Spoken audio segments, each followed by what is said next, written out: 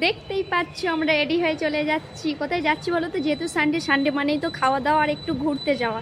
আর কি কিনলাম অবশ্যই তোমাদেরকে দেখাবো।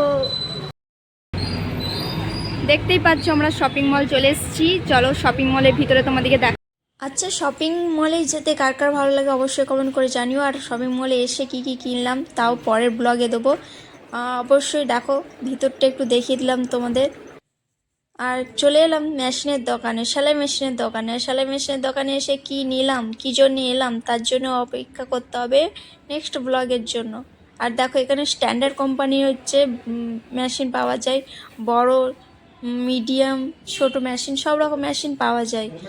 আর আমি কী জন্য অ্যাকচুয়ালি দোকানে এসেছিলাম সেটা তোমাদের নেক্সট ব্লগে দেখাবার। নেক্সট ব্লগটা অনেকটাই ধামাকাদার হতে চলেছে।